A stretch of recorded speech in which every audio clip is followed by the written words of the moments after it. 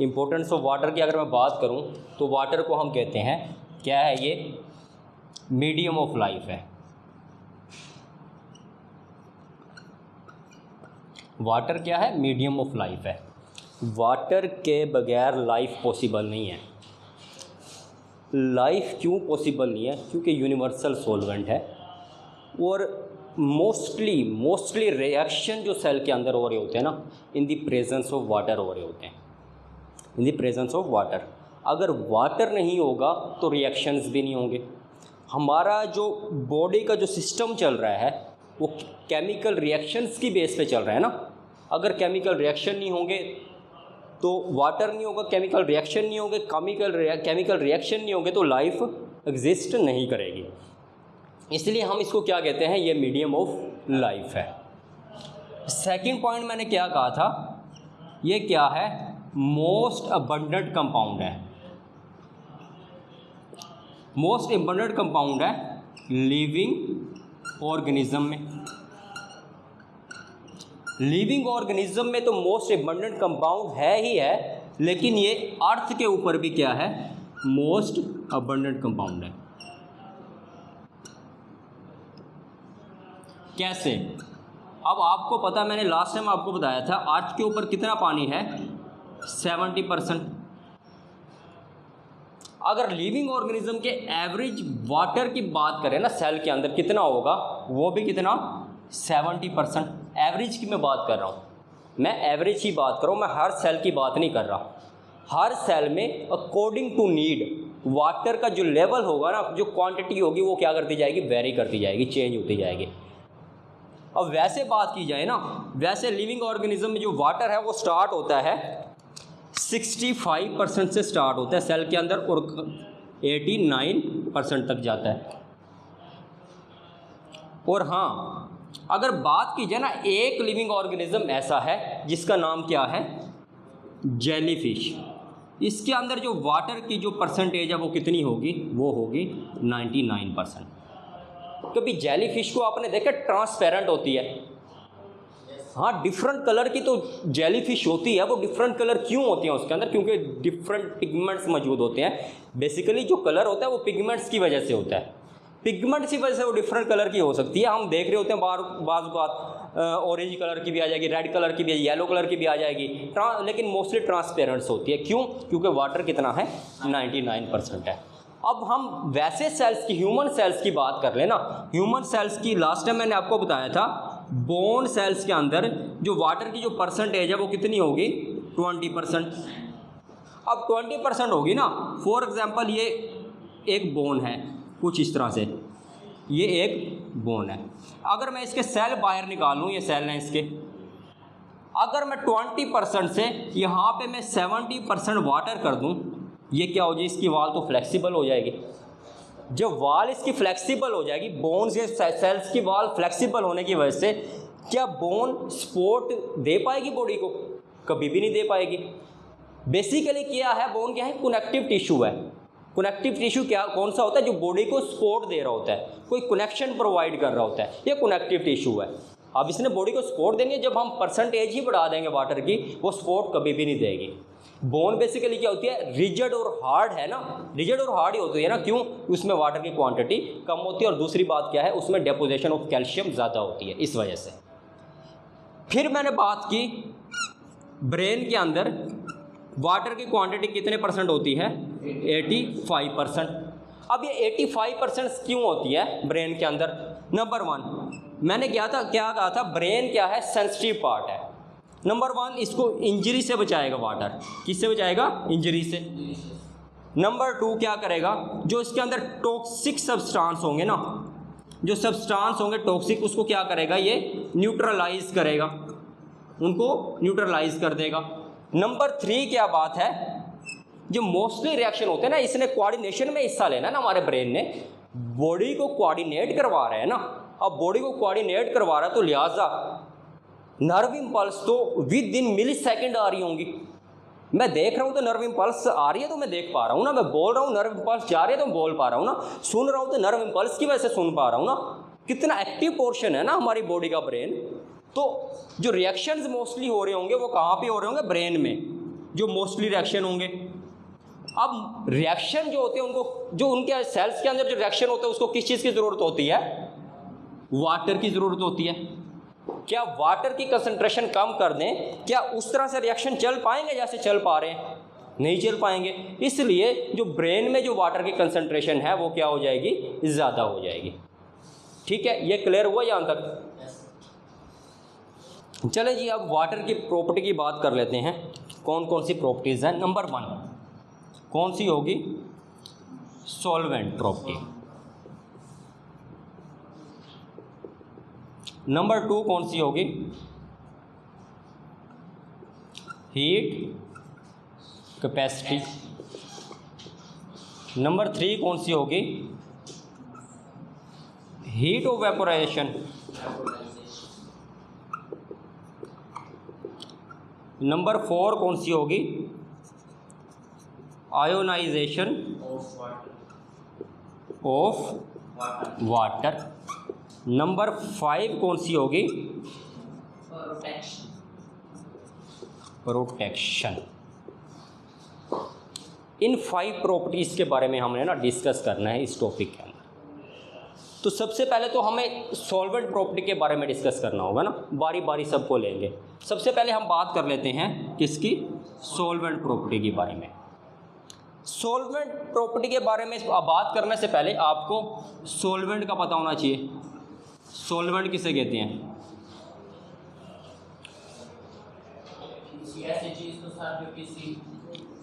Any substance which dissolve other substance, किसी दूसरे substance को क्या कर सके? डिसॉल्व कर सके। और ये सॉल्वेंट मोर इन क्वांटिटी होगा। क्या होगा? मोर इन क्वांटिटी। क्वांटिटी में क्या होगा? ज़्यादा होगा। और सल्यूट, अब इसने जिस चीज़ को हल करना है हम उसको क्या नाम दे देंगे? सोल्यूट का। वो सब्सटेंस जिसको डिसॉल्व करना है। अब डिसॉल्व तो ये किसको करेगा? सल्यूट को करेगा ना। जिसको हम इसने डिसॉल्व करना हम उसको क्या नाम दे देंगे? सोल्यूट को। अब सोल्यूट क्या होगा? लेस इन क्वांटिटी होगा ना। सोल्यूट हमेशा कम मिकदार में होता है ना, ज़्यादा तो नहीं होता ना। जो ज़्यादा मिकदार में होगा वो सॉल्वेंट और कम मिकदार में क्या होगा? सोल्यूट। हम वाटर को क्या कहते हैं? वाटर क्या है? एक यूनिवर्सल सॉल्वेंट है। यूनिवर्सल सॉल्वेंट है जो कि ऑलमोस्ट हर चीज़ को अपने अंदर डिसॉल्व करने की सलाहियत रखता है। हम इस वजह से इसको क्या नाम देते हैं? वाटर क्या है? यूनिवर्सल सॉल्वेंट है। इस वजह से हम इसको नाम देते हैं। मेन रीज़न क्या है कि वाटर यूनिवर्सल सॉल्वेंट है? क्यों? Due to its high polarity. High polarity की वजह से क्या है? वाटर यूनिवर्सल सॉल्वेंट है। अब पोलैरिटी क्या होता है? पोलैरिटी के बारे में आप लोगों को पता होना चाहिए। पोलैरिटी हम किसे कहेंगे? पोलैरिटी हम बेसिकली कहेंगे unequal distribution of charges. Unequal distribution of charges.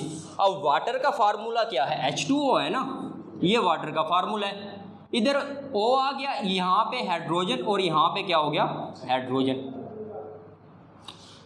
अब ऑक्सीजन की मैंने आपको बात बताई थी। ऑक्सीजन क्या है? मोर इलेक्ट्रो नेगेटिव है।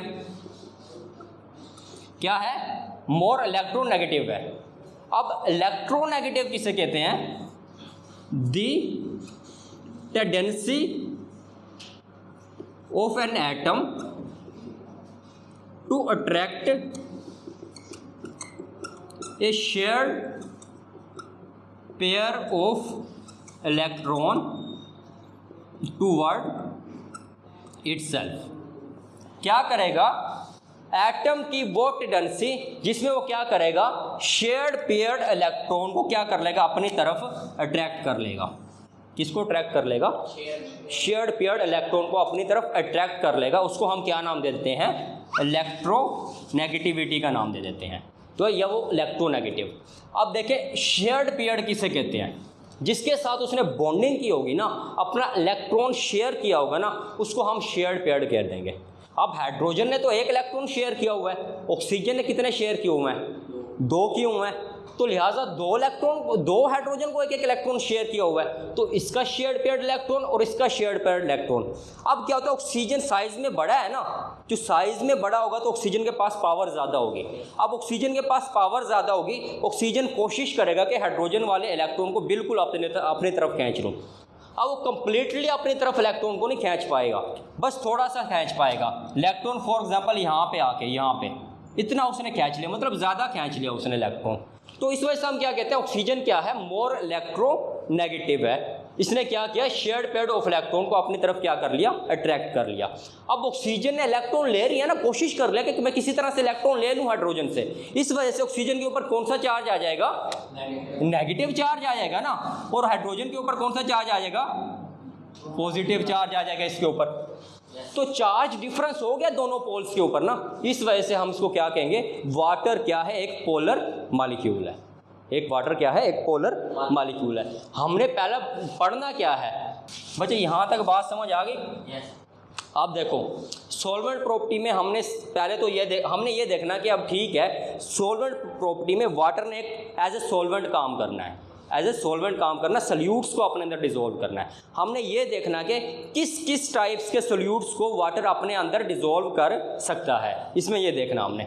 सबसे पहले तो हमने देखना है कि सॉल्वेंट सब्सटेंस के साथ ये किस तरह से रिएक्ट करेगा। फिर हमने देखना है कि आयनिक सब्सटेंस के साथ किस तरह से रिएक्ट करेगा। फिर हमने देखना है नॉन आयनिक सब्सटेंस के साथ किस तरह से रिएक्ट करेगा, नॉन आयनिक सब्सटेंस के साथ किस तरह से रिएक्ट करेगा, लेकिन उनके ऊपर क्या होगा, कोई ना कोई चार्ज ग्रुप लगा होगा। फिर उसके बाद हम देखेंगे जो नॉन पोलर सब्सटेंस है उनके साथ ये किस तरह से रिएक्ट करेगा। फिर हमने देखना है कि ये हाइड्रोलाइसिस कैसे करेगा, किनकी, मैक्रोमॉलिक्यूल्स की या मॉलिक्यूल्स की हाइड्रोलाइसिस कैसे करेगा, ये हमने देखना है। सॉल्वेंट प्रॉपर्टीज में ये 5 पॉइंट दिए हुए या नहीं दिए हुए, दिए हुए हैं ना। आयनिक सब्सटेंस दिया हुआ है, सॉल्वेंट सब्सटेंस दिया हुआ है, नॉन आयनिक सब्सटेंस दिया हुआ है। तो सबसे पहले हम बात कर लेंगे सॉल्वेंट सब्सटेंस की। अब जाहिर सी बात है, हम बात करते हैं ना, हम like dissolve like dissolve like. बच्चे यहाँ पे सॉल्वेंट सब्सटेंस नहीं आएगा, यहाँ पे पोलर सब्सटेंस आएगा, पोलर सब्सटेंस आएगा, लाइक डिसॉल्व लाइक। अब वाटर क्या है, पोलर सब्सटेंस है, वाटर पोलर है, तो लिहाजा जो पोलर होंगे वाटर ने उनको अपने अंदर डिसॉल्व कर लेना है ना। अब वाटर खुद पोलर है, ये ऑक्सीजन, ये हाइड्रोजन। अब एक एग्जांपल ले लेते हैं अमोनिया की, हाइड्रोजन, ये हाइड्रोजन और ये हाइड्रोजन। अब ये इसका नाइट्रोजन किसके साथ बॉन्ड बना लेगा, इसके हाइड्रोजन के साथ। इसके हाइड्रोजन के साथ बॉन्ड बना के क्या बना देगा, NH4 प्लस OH नेगेटिव। ये भी पोलर है और ये भी पोलर है। बात की हमने लाइक डिसॉल्व लाइक, तो उसने बिल्कुल उसको क्या कर लिया, डिसॉल्व कर लिया पोलर सब्सटेंस को। नेक्स्ट हम बात कर लेते हैं, ये एक तो यार ये बोर्ड छोटा है तो इस वजह से ना, चलो इसे मिटा देते हैं। नेक्स्ट हम बात कर लेते हैं किसकी, आयनिक सब्सटेंस की, आयनिक सब्सटेंस की। अब आयनिक सब्सटेंस कौन से होते हैं, जिनके ऊपर चार्ज होता है, चार्ज होता है ना, या तो पॉजिटिव चार्ज हो जाएगा या नेगेटिव चार्ज हो जाएगा। जैसे मैं बात कर लेता हूँ NaCl की, सोडियम क्लोराइड की। जब इसे किसी चीज डिसॉल्व करेंगे तो उसके ऊपर कौन सा चार्ज आएगा, Na positive plus Cl negative.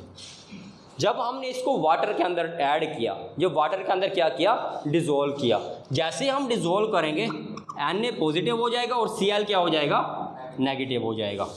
अब वाटर क्या है, ये ऑक्सीजन है, ये क्या है,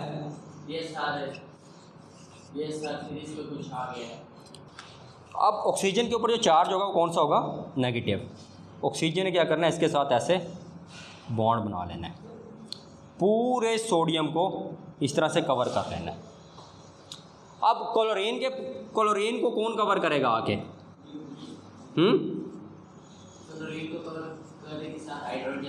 हाइड्रोजन। क्यों? क्योंकि क्लोरीन के ऊपर कौन सा चार्ज है? नेगेटिव। और हाइड्रोजन के ऊपर कौन सा होगा? ये पॉजिटिव चार्ज होगा। इसको ये कवर कर लेगा हाइड्रोजन। इस तरह से सोडियम और हम बात कर लेते हैं Cl की, ये कम्प्लीटली क्या हो जाएंगे? डिज़ोल्व हो जाएंगे। किस चीज़ में? वाटर में। पहले आयंस में ब्रेक होंगे, सोडियम अलग हो जाएगा और क्लोरीन अलग हो जाएगा, फिर दोनों कम्प्लीटली डिज़ोल्व हो जाएंगे। किस चीज़ में? वाटर में। ये क्या होगा? आयनिक सब्सटेंस के साथ किसने? वाटर ने किस तरह से रिएक्ट किया है। ठीक है।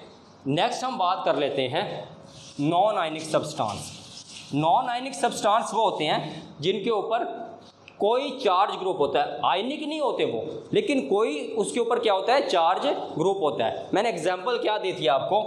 मिथाइल अल्कोहल की, CH3OH की एग्जांपल दी थी, या फिर मैंने एक और एग्जांपल दी थी RCOOH। ये अल्कोहलिक ग्रुप है। ये क्या है? ये एक चार्ज ग्रुप है। ये कौन सा ग्रुप है? ये कार्बोक्सिलिक ग्रुप है। ये भी क्या है? एक चार्ज ग्रुप है। इसके ऊपर कोई ना कोई चार्ज होगा। अब जाहिर सी बात है, जब किसी भी ग्रुप के ऊपर या किसी भी एटम के ऊपर कोई चार्ज होगा, वाटर ने तो बॉन्डिंग करनी है जाके। क्यों? क्योंकि वाटर के ऊपर भी तो चार्ज ग्रुप है, उनके ऊपर तो पॉजिटिव और नेगेटिव चार्ज है, तो उसने तो बॉन्डिंग करनी है। अब होगा क्या? CH3OH के साथ किस तरह से बॉन्डिंग करेगा? CH3OH प्लस ये ऑक्सीजन, ये हाइड्रोजन, ये हाइड्रोजन, ये बेसिकली इस ऑक्सीजन को ही खींच लेगा। इसका हाइड्रोजन इस क्या करेगा? इस ऑक्सीजन को ही खींच लेगा। तो क्या बन जाएगा? क्या बन जाएगा? HCO2H plus H2। यहाँ पे कितने हाइड्रोजन है? 2, 3 और 3 6। तो यहाँ पे कितने बने हैं? 2 और 2 4। तो इसे बैलेंस कर दो। ये नॉन आयनिक सब्सटेंस हो गए ना, जिनके ऊपर चार्ज ग्रुप होगा, ये कंप्लीटली डिसॉल्व नहीं होंगे। ये कंप्लीटली डिसॉल्व नहीं होंगे वाटर के अंदर, बल्कि क्या हो जाएंगे?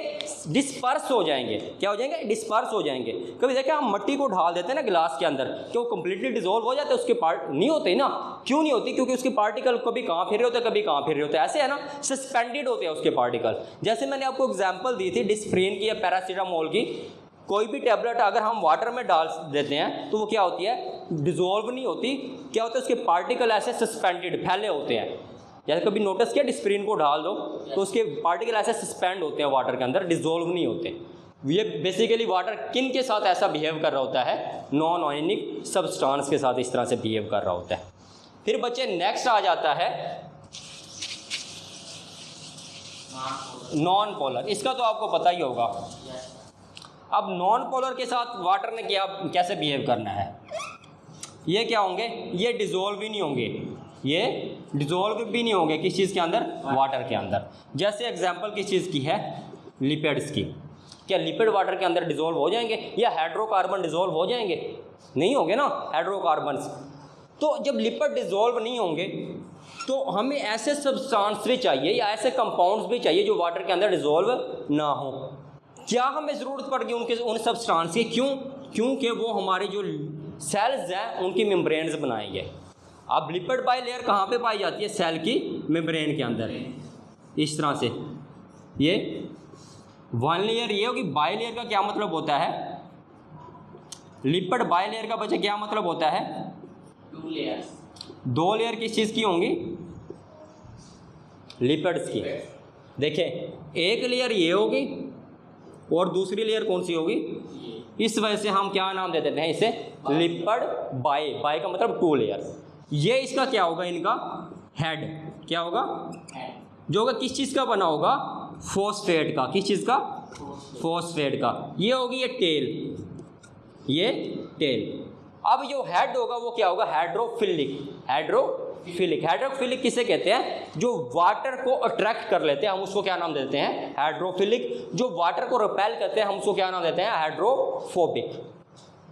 अब ये जो नॉन पोलर सब्सटेंस होते हैं ना, ये सेल्स की मेम्ब्रेन बनाते हैं। सेल की मेम्ब्रेन बनाते हैं ताकि वाटर आके सेल की मेम्ब्रेन को डिसॉल्व ना कर दे।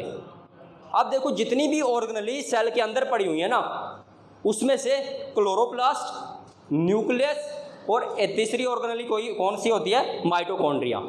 ये डबल मेम्ब्रेन बाउंड ऑर्गेनेली है। इसके अलावा बाकी कौन सी है, सारी सिंगल मेम्ब्रेन बाउंड ऑर्गेनेली है। अब जो इनकी मेम्ब्रेन होती है वो भी तो लिपिड बाइलेयर होती है ना। अगर लिपिड बाइलेयर इनकी मेम्ब्रेन ना हो तो वो तो इजीली डिसॉल्व हो जाएंगी वाटर में। जब इजीली डिसॉल्व हो जाएंगी, जो सेल का स्ट्रक्चर है वो क्या हो जाएगा, डैमेज हो जाएगा, डिस्ट्रॉय हो जाएगा। जब डिस्ट्रॉय हो जाएगा, सेल ही डिस्ट्रॉय हो जाएगा, क्या लाइफ पॉसिबल होगी, लाइफ पॉसिबल नहीं होगी। ठीक है, ये क्या है, वाटर का किनके साथ रिएक्शन है, नॉन पोलर सब्सटेंस के साथ बिहेव किस तरह से करता है। बच्चे अब लास्ट जो पॉइंट है वो हाइड्रोलाइसिस किसकी है, मॉलिक्यूल्स की। अब हमें पता है, मैंने आपको बताया था, ये देखो 2 ग्लूकोज के मॉलिक्यूल, एक ये है और दूसरा ये मॉलिक्यूल है, इस तरह से।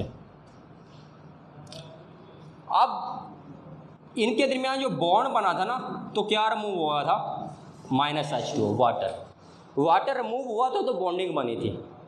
इस तरह से वाटर रिमूव होता जाएगा, बॉन्ड बनता जाएगा और ग्लूकोज के यूनिट ऐड होते जाएंगे। अब दोबारा से हम वाटर ऐड कर दें, ये बॉन्ड क्या हो जाएगा, ब्रेक हो जाएगा।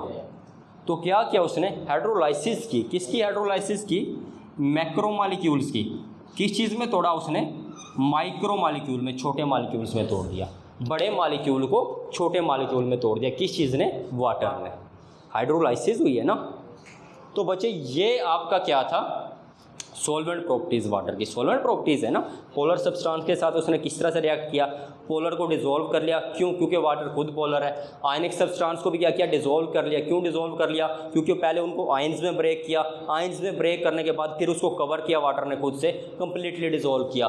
नॉन आयनिक सब्सटेंस को क्या किया, उसको डिसॉल्व नहीं किया, लेकिन उनके चार्ज जो ग्रुप है उनके साथ बॉन्डिंग की। बॉन्डिंग करने के बाद क्या किया, वो जो सब्सटेंस है वो सस्पेंडेड रहा, किसके अंदर, वाटर के अंदर। जैसे मैंने एग्जाम्पल दी डिस्प्रीन की, वाटर के अंदर। नॉन पोलर सब्सटेंस जैसे लिपिड है, लिपिड वगैरह है, ये क्या होंगे, ये डिसॉल्व नहीं होंगे वाटर के अंदर। लेकिन उनकी इंपॉर्टेंस है, क्या इंपॉर्टेंस है, जो हमारे जो सेल की मेम्ब्रेन्स वगैरह होती है ना, वो लिपिड्स की होती है, लिपिड बाइलेयर्स की होती है। जो हमारे सेल की ऑर्गेनेलीज की जो मेम्ब्रेन होती है वो भी लिपिड बाइलेयर की होती है। और इस वजह से अगर वो वाटर उसको डिसॉल्व कर देगा तो हमारा सेल डैमेज हो जाएगा। तो लास्ट क्या पढ़ा है हमने, हाइड्रोलाइसिस की चीज़ की, मैक्रोमॉलिक्यूल की। अब मैक्रोमॉलिक्यूल जैसे ग्लूकोज के बहुत ज़्यादा यूनिट मिले होते हैं ना, मिलते कैसे हैं, वाटर उनमें से रिमूव होता है तो मिलते हैं, वही वाटर ऐड हो जाएगा तो वो क्या हो जाएंगे, हाइड्रोलाइज हो जाएंगे, ब्रेक डाउन हो जाएंगे सिंपल यूनिट्स में, जिनको हम फर्दर ग्लूकोज को से एनर्जी यूज़ करने के लिए उसको यूटिलाइज कर लेंगे ग्लूकोज को। ठीक है, अब बच्चे ये हमने पहली प्रॉपर्टी कर ली। अब सेकंड क्या थी, सेकंड प्रॉपर्टी क्या थी, हीट कैपेसिटी।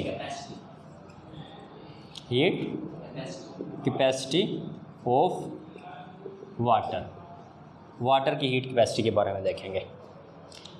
हीट कैपेसिटी क्या होती है, the minimum heat required to raise the temperature of 1 gram of water from 15 to 16 degree centigrade. आप इसको 15 से 16 भी कह सकते हो, आप इसको 10 से 11 भी कह सकते हो, आप इसे 20 से 21 डिग्री सेंटीग्रेड भी कह सकते हो, आप इसको 25 से 26 डिग्री सेंटीग्रेड भी। इसने जस्ट वैसे एक एग्जांपल के तौर पे 15 से 16 लिख दिया आपकी बुक में। ठीक है, अब 15 से 16 डिग्री सेंटीग्रेड टेम्परेचर बढ़ा तो कितना टेम्परेचर बढ़ा, जस्ट 1 डिग्री सेंटीग्रेड टेम्परेचर बढ़ा ना। अब 1 डिग्री सेंटीग्रेड टेम्परेचर बढ़ाने के लिए, वाटर का 1 डिग्री टेम्परेचर बढ़ाने के लिए जो हीट हमें रिक्वायर्ड होगी, हम उसको क्या नाम दे देंगे, heat capacity of water. Heat capacity of water का नाम दे देंगे। अब मैंने क्या कहा था, कितनी होगी हीट कैपेसिटी वाटर की, 1 ग्राम का टेम्परेचर बढ़ाने के लिए 1 कैलोरी। अब 1 कैलोरी किसके बराबर, कितने जूल के बराबर होती है, 4.18 जूल के बराबर होती है। 1 कैलोरी 4.18 जूल के बराबर होती है। तो बच्चे टेम्परेचर बढ़ा है ना, टेम्परेचर वाटर का, टेम्परेचर बढ़ा है तो कितनी कैलोरी लगी, जस्ट 1 कैलोरी लगी। अब वहीं 1000 ग्राम ले लेंगे तो कितनी कैलोरी लगेंगी, 1000, ऐसे है ना, क्योंकि 1000 ग्राम हमने ले लिया ना तो 1000 कैलोरीज लग जाएंगी। वहीं मल्टीप्लाई अगर जॉल में निकालना तो 1000 को 4.18 से मल्टीप्लाई कर देना, आपको जॉल मिल जाएंगे। ठीक है, सेकंड क्या थी, सेकंड क्या थी,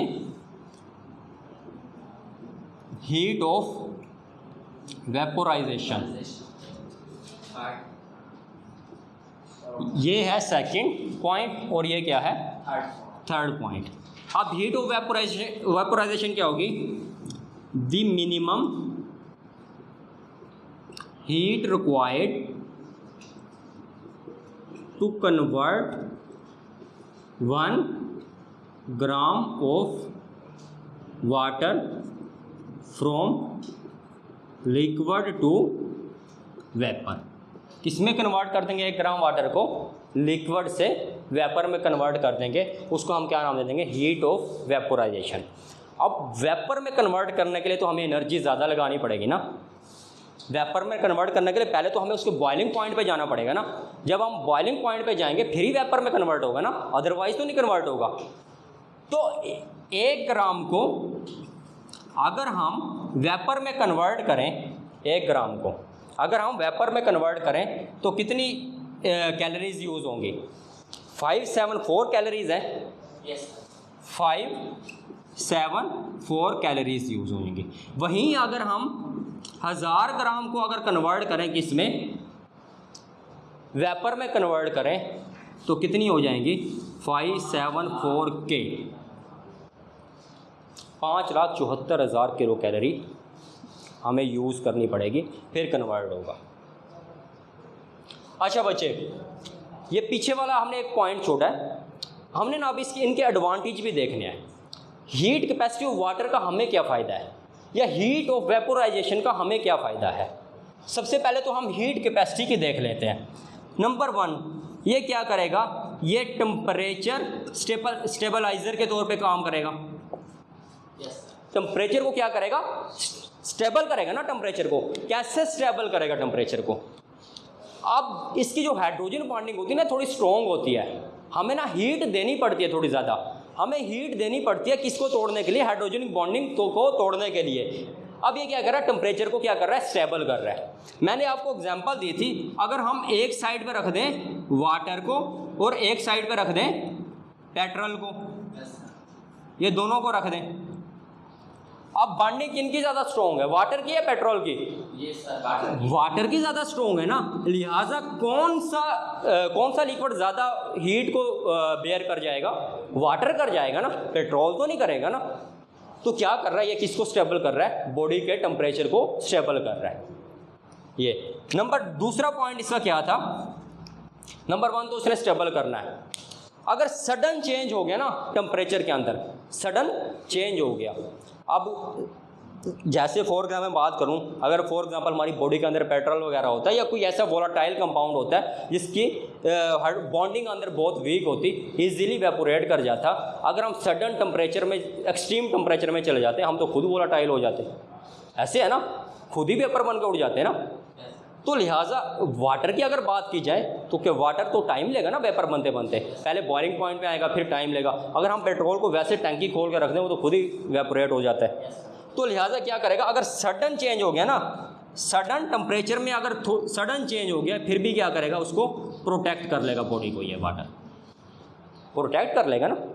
अब इसकी बात कर लेते हैं हीट ऑफ वेपोराइजेशन के। इसका पहला फ़ायदा क्या है, पहला फ़ायदा तो ये है ना, वेपोरेशन काज कूलिंग, पढ़ा हुआ वेपोरेशन काज कूलिंग। अब देखो ना, बॉडी में से वेपर बन रहे हैं, स्वेटिंग हो रही है, जैसे वो स्वेटिंग वेपर्स में चेंज होगी तो हमें एक कूलिंग महसूस होगी। अब रीज़न क्या है, कभी सोचे कूलिंग क्यों मिलती है हमें। अब स्वेटिंग हो रही है, जैसे स्वेटिंग हम हवा में चले जाते हैं, पंखे के नीचे चले जाते हैं, तो हमें क्या फील हो रही होती है, कूलिंग। रीज़न सोचे कभी कैसा होता क्यों है, क्यों होता है ऐसा। बच्चे देखो, जो स्वेटिंग होती है ना, स्वेटिंग वाटर के मॉलिक्यूल बेसिकली होती है ना। अब इन वाटर के मॉलिक्यूल्स के अंदर क्या होती है, हीट होती है बॉडी की, क्या होती है, हीट होती है। ये हीट को लेके उड़ जाते हैं, क्या करते हैं, हीट को लेके वेपर बन के उड़ जाते हैं। जब हीट को लेके बॉडी से उड़ गए तो पीछे हीट तो बॉडी की कम होनी ही है ना, और हमारी बॉडी जान के स्वेटिंग करवाती है। अगर बॉडी का टेम्परेचर ज़्यादा हो जाए तो बॉडी जान के स्वेटिंग करवाती है कि किसी तरह से बॉडी का टेम्परेचर कम हो जाए, बैलेंस हो जाए, किस वजह, वेपोरेशन काज कूलिंग की वजह से टेम्परेचर बैलेंस हो जाए। अब कभी आपने देखा है नेट पे लिखा होता है जी मुल्तान का वेदर सर्च करो जी कितना है जी 42 डिग्री सेंटीग्रेड है, लेकिन फील लाइक 54 डिग्री सेंटीग्रेड। क्यों होता है, सोचा कभी ऐसा क्यों होता है? बच्चे ऐसा इसलिए होता है, अब आपने एक चीज़ नोटिस की होगी कभी, आपको स्वेटिंग बहुत ज़्यादा हो रही होती है, लेकिन स्वेटिंग बहुत ज़्यादा हो रही होती है, लेकिन वो वेपर नहीं बन के उड़ रही होती है, नीचे टपक रहा होता है, आपका पसीना ना नीचे टपक रहा होता है। ऐसा होता क्यों है? आप देखो हमारे जो एटमॉस्फेयर है ना, उसके अंदर भी क्या होती है, मॉइस्चर होता है। उसके अंदर क्या होता है, मॉइस्चर होता है। आपने देखा साइड पे स्केल लिखो तो उसमें लिखो तो 55% मॉइस्चर है, या 40% मॉइस्चर है, या 90% मॉइस्चर है। अब इन्वायरमेंट में देखो ये सारा मॉइस्चर पड़ा हुआ है, ये सारा क्या पड़ा हुआ है, मॉइस्चर पड़ा हुआ है। अब आपकी बॉडी ये आपकी बॉडी है, बॉडी के ऊपर स्वेटिंग हुई है। अब जो विंड स्पीड है ना, जो हवा की जो स्पीड है वो भी क्या है, बहुत कम है, विंड स्पीड भी बहुत कम है। अब जो ये वेपर पड़े हुए हैं, ऑलरेडी हवा के अंदर वेपर ज़्यादा हैं, क्या ये वेपर उड़ के जाएंगे हवा के अंदर? नहीं उड़ के जाएंगे ना। जब वेपर ही उड़ के हवा के अंदर नहीं जाएंगे, क्या हमारा बॉडी का टेम्परेचर ड्रॉप होगा? नहीं ड्रॉप होगा। उस दिन हम कहते हैं ये हबस वाला महीना है, ये हबस है बहुत ज़्यादा। क्यों होता है? मॉइस्चर बहुत ज़्यादा होता है, विंड स्पीड बहुत कम होती है, हमें स्वेटिंग तो हो रही होती है लेकिन वो वेपर्स नहीं बन रही होती है। इस वजह से हमारा बॉडी का जो टेम्परेचर होता है ना, वो बहुत ज़्यादा हो रहा होता है, बैलेंस नहीं हो पा रहा होता। इस वजह से हमें कहा जाता है कि ठीक है टेम्परेचर तो 32 डिग्री सेंटीग्रेड है, लेकिन फील हो रहा है 48 डिग्री सेंटीग्रेड। वो यही रीज़न है, ठीक है। तो ये तो इसका फर्स्ट पॉइंट होगा कि वेपोरेशन काज कूलिंग। अगर सेकंड पॉइंट की अगर मैं बात करूं, सेकंड पॉइंट इसका कैसा होगा, कौन सा होगा? पौधों के अंदर आपने देखा होगा ट्रांसपायरेशन होती है ना पौधों के अंदर। वाटर वेपर बन के स्टोमेटा से एटमॉस्फेयर के अंदर जाते हैं, उसको हम क्या नाम देते हैं? ट्रांसपायरेशन कहते हैं। अब ट्रांसपायरेशन भी तो जो लीव्स है, लीव्स की सरफेस को क्या कर देती है? मॉइस्ट कर देती है। जब मॉइस्ट हो जाता है लीव्स की सरफेस, क्या उसका टेम्परेचर क्या हो जाता है? ड्रॉप हो जाता है। टेम्परेचर ड्रॉप हो जाता है ना। टेम्परेचर को बैलेंस कर रहे हैं ह्यूमंस में या लिविंग ऑर्गेनिज्म में भी कर रही है, इसमें एनिमल्स में भी कर रही है, और प्लांट में भी किस चीज़ को बैलेंस कर रहा है? ये टेम्परेचर को बैलेंस कर रहा है, ठीक है। Heat of vaporisation. अब देखो अगर फॉर एग्जाम्पल बॉडी का टेम्परेचर है 25 डिग्री सेंटीग्रेड, 25 डिग्री सेंटीग्रेड, अगर 2 ग्राम वाटर अवेपोरेट हो गया, 2 ग्राम वाटर क्या हो गया? अवेपोरेट हो गया, एटमॉस्फेयर में चला गया, तो कितना? 1 डिग्री सेंटीग्रेड टेम्परेचर कम हो जाएगा। कितना कम हो जाएगा? 1 डिग्री सेंटीग्रेड टेम्परेचर बॉडी का क्या हो जाएगा? कम हो जाएगा। 1 ग्राम को वेपर में बनाने के लिए कितना? 574 यूज़ हो रहा है ना। फिर कितना हो जाएगा? 1148 कैलोरीज यूज़ होंगी। 2 ग्राम टेम्परेचर वेपर बन के जाएगा और हमारा बॉडी का 1 डिग्री सेंटीग्रेड टेम्परेचर क्या हो जाएगा? कम हो जाएगा। तो इसका आगे वाला फोर्थ पॉइंट क्या है? हाँ बच्चे, fourth point ionisation of water. Yes, ionisation of water. अब वाटर का फार्मूला H2O है।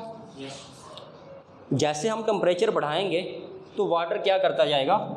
ब्रेक होता जाएगा। किस चीज़ में ब्रेक होगा? H positive plus OH negative.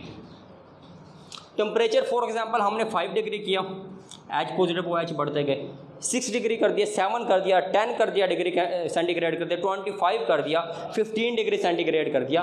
तो जैसे जैसे टेम्परेचर बढ़ाते जाएंगे वैसे ही काइनेटिक एनर्जी वाटर मॉलिक्यूल में बढ़ती जाएगी, और वैसे वो किस में चेंज होते जाएंगे? आयंस में चेंज होते जाएंगे।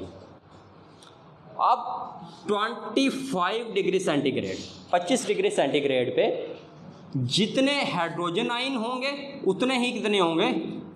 OH आयन होंगे। और ये आपकी बुक में कितने दिया होगा? 10 की पावर -7 हाइड्रोजन आयन और 10 की पावर -7 हाइड्रोक्सिल आयन होंगे। 25 डिग्री सेंटीग्रेड पे, और इस टाइम इक्विलिब्रियम मेंटेन हो जाएगा। इक्विलिब्रियम क्या हो जाएगा? मेंटेन हो जाएगा।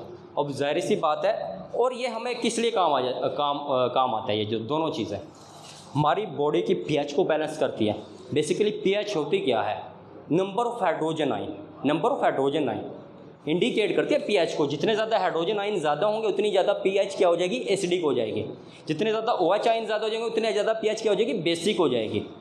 आप पीएच को बैलेंस कर सकते हैं ना वाटर के ज़रिए, तो पीएच बैलेंस हो भी जाती है। जहाँ पे हमें हाइड्रोजन आइन की ज़रूरत पड़ेगी हम हाइड्रोजन आइन निकाल लेंगे, जहाँ पे हमें OH आइन की ज़रूरत पड़ेगी हम OH निकाल लेंगे, पीएच को बैलेंस कर देंगे वाटर। तो आयोनाइजेशन ऑफ वाटर भी तो नेसेसरी है ना, ये भी तो इसकी प्रॉपर्टी है ना वाटर की एक। तो उसके बाद क्या आ जाता है बच्चे? Last protection. बच्चे लास्ट पॉइंट है protection. Water as a lubricant काम कर रहा होता है, ल्यूब्रिकेंट काम कर रहा होता है वाटर। अब देखो, मैं आपको एग्जांपल आपकी बोन्स की नहीं दूंगा, क्योंकि आपकी बोन्स के अंदर वाटर लुब्रिकेंट के तौर पे काम नहीं कर रहा होता। वाटर की क्वांटिटी होती है लेकिन कम होती है जॉइंट्स के अंदर। कभी देखे बूढ़े लोग बैंड करके चल रहे होते हैं, ऐसा होता क्यों है? क्योंकि जो उनका वर्टिब्रल कॉलम होता है ना, बेसिकली उनके वर्टिब्रल कॉलम के अंदर क्या होती है? डिस्क होती हैं। क्या होती हैं? डिस्क होती हैं। जब तक लुब्रिकेंट सही रहेगा और प्रॉपर रहेगा उनके डिस्क के दरमियान, वो सीधे रेक्ट चलेंगे, जैसे बैंड होना चाहिए हो जाएंगे। लेकिन with the passage of time, जैसे जैसे एज बढ़ती जाती है, वो जो डिस्क होती है वो क्या होती जाती है? रप्चर करती जाती है, टूटती जाती है, स्लिप होती जाती हैं, लुब्रिकेंट ख़त्म होता रहता है। जैसे डिस्क स्लिप कर जाती है, लुब्रिकेंट ख़त्म हो जाता है, तो बंदा बैंड हो जाता है। जब बैंड हो जाता है तो सीधा तो खड़ा हो ही नहीं सकता। जब लुब्रिकेंट ही अंदर नहीं होगा, जो डिस्क है वो रैप्चर होगी, क्या वो सीधा खड़ा हो पाएगा? नहीं खड़ा हो पाएगा। जैसे सीधा होने लगेगा शदीद उसे क्या होगी? पेन होगी। इस वजह से वो बैंड होके चलता है। अब वाटर क्या करता है? वाटर एज ए लुब्रिकेंट के तौर पे काम करता है। जैसे लैक्रिमल ग्लैंड है ना, लैक्रिमल ग्लैंड हमारी आइज़ की ग्लैंड होती है जो कि टेयर्स बनाती हैं, आंसू निकल रहे होते हैं ना, लैक्रिमल ग्लैंड्स निकाल रही होती हैं। अब ये लैक्रिमल ग्लैंड है बेसिकली क्या करती है? हमारी आइज़ को वॉश कर रही होती है ना। अभी कभी देखे मोटरसाइकिल पे जा रहे हो, अंधेरी आ गई, क्या वो डस्ट आपकी आइज़ में गई, खुद ब खुद आपके सिग्नलिंग ही जाएंगी ब्रेन के पास और लैक्रिमल ग्लैंड एक्टिवेट हो जाएगी और टेयरिंग स्टार्ट हो जाएगी। क्यों टेयरिंग स्टार्ट होगी? ताकि आपकी आइज़ वॉश होती रहे, जो डस्ट है वो बाहर निकलता रहे। जान के वॉश करवा जाते हैं आपकी आइज़ को। या फिर आई लिड की बात करें, ये जो आई लिड है ऊपर वाला कवर है, ये बार बार आप ऊपर नीचे कर रहे होते हो। कभी देखे आप बाजू आते डस्ट का पार्टिकल इसके नीचे आ जाता है तो क्या होता है? बंदा फंस जाता है ना इधर का रहता ना उधर का रहता, ऐसे है ना। तो बच्चे अब क्या करता है उस वक्त हम कोशिश करते हैं टेयरिंग ज़्यादा हो, आंसू लैक्रिमल ग्लैंड ज़्यादा एक्टिव और ज़्यादा आंसू आए हमें ना, ताकि इसे वॉश आउट करो और बाहर निकालें। तो वाटर क्या कर रहा है? एज ए लुब्रिकेंट काम कर रहा है, ठीक है। और दूसरा इसकी प्रॉपर्टी क्या है? एज ए लिक्विड कुशन के तौर पे काम करता है। अब कुशन का तो आपको पता है, तकिए को कहते हैं या ब्लैंकेट को कहते हैं, उसके अंदर क्या भरी होती है? ये रुई कपास वगैरह भरी होती है, कॉटन वगैरह। किस लिए काम होती है? हम सर के नीचे रखते हैं ताकि हमारा सर इजी रहे और हमें सॉफ्ट लगे ज़्यादा, ऐसे ही है ना, इसलिए यूज़ करते हैं। उसमें बात करें लिक्विड कुशन की। लिक्विड कुशन का क्या मतलब है? हमारे जो बॉडी के ऑर्गन है ना, ऑर्गन हमारा दिल है, हमारा हार्ट है, वो कंटिन्यूसली क्या करता रहता है? बीट करता रहता है, contract relax, contract relax, contract relax. उसे तो मतलब इंजरी का ज़्यादा चांसेस है ना, कॉन्ट्रैक्ट रिलैक्स कर करके। तो क्या होता है कि हमारा फॉर एग्जांपल ये हार्ट है, अगर ये हार्ट है हमारा, इस तरह से इसको कवर कर दिया जाता है। इस तरह से किससे कवर कर दिया जाता है? पेरिकार्डियम से। किससे? पेरिकार्डियम मेम्ब्रेन होती है, उससे कवर कर दिया जाता है। उस पेरिकार्डियम के अंदर क्या भर दिया जाता है? फ्लूइड भर दिया जाता है। वो फ्लूइड बेसिकली क्या होता है? यही वाटर होता है। अब ये फ्लूइड भर दिया, अब जितना मर्जी कॉन्ट्रैक्ट रिलैक्स कर ले तो क्या हो जाएगा? इसकी प्रोटेक्शन कर रहा होगा ये फ्लूइड। समझ आइए बात की। तो सेकंड ये कुशन के तौर पे काम कर रहा है या नहीं कर रहा? कर रहा है, लिक्विड कुशन के तौर पे। सेकंड आपने देखा है आपके जो लंग्स हैं उनके अराउंड प्लूरल मेम्ब्रेन होती है, उसके अंदर भी पानी भरा होता है, उसके अंदर भी लुब्रिकेंट भरा होता है, वो भी आपके लंग्स को क्या कर रहे होते हैं? प्रोटेक्ट कर रहे होते हैं। आपके मोस्टली जो इंटरनल ऑर्गन है वो इसी तरह से क्या हो रहे होते हैं? प्रोटेक्ट हो रहे होते हैं। इस तरह से वाटर प्रोटेक्शन में भी इन्वॉल्व होता है। ठीक है बच्चे, ये आज का टॉपिक था। कोई पल्ले पड़ा है या नहीं? तो बच्चे ये कल तैयार होना चाहिए आपको। वैसे आज हमारा प्रोजेक्टर डे था, लेकिन ये कोशिश करेंगे इस हफ्ते ये पूरा चैप्टर कवर कर जाएं हम।